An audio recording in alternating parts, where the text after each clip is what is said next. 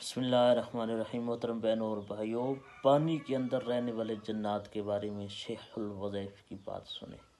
انسان کا مزاج ہے کہ جو چیز مخفی ہوتی ہے، چھپی ہوئی ہوتی ہے، اس کی طرف متوجہ ہوتا ہے۔ اکثر لوگ پوچھتے ہیں کہ جنات کن کن جگہوں پہ رہتے ہیں، جنات کی جگہ کون سی ہے رہنے کی، جنات کے بارے میں کوئی تشویش ہے، وہ نظر نہیں آتے۔ اس سے پہلے تو کچھ لوگوں نے جنات کا انکار کیا، بلکہ آج بھی کچھ لوگ ناواقفیت کی بنیاد پہ کہتے ہیں کہ انگریزوں کو جادو، جنات، نظر باز یہ چیزیں نہیں ہوتی، ہمیں ہوتی ہیں۔ انگریز چاند تک پہنچ چکے ہیں، تم کیسی باتیں کر رہے ہو؟ ہماری ناواقفیت ہے۔ میں نے اب تک گوروں کی 1048 لنکس کتابیں جمع کر لی ہیں کہ ان پہ جادو، جنات، نظر بد، پراسرار دنیا کے واقعات کیا ہوئے، میری اپری کی سائٹ پہ موجود ہے۔ 1148 1148 جی بالکل۔ اور دوسری چیز یہ ہے، ایک خاص بات، کہ جنات کا وجود موجود ہے، ہر جگہ موجود ہے۔ ان کی مخصوص جگہ کون سی ہیں، کہاں رہتے ہیں؟ ہر جگہ رہتے ہیں، لیکن قبرستانوں میں، ویرانوں میں، درختوں میں، پانی کے کنارے، پانی کے اندر، پانی کے نیچے، ہر جگہ رہتے ہیں۔ میں ایک دعا بتایا کرتا ہوں، جو بندہ ایک تسبیح پڑھ کے یہ سوئے گا، جی چند دن، چند ہفتے، کچھ عرصہ اول آخر درود پاک، کائنات کے وہ پردے پراسرار چیزیں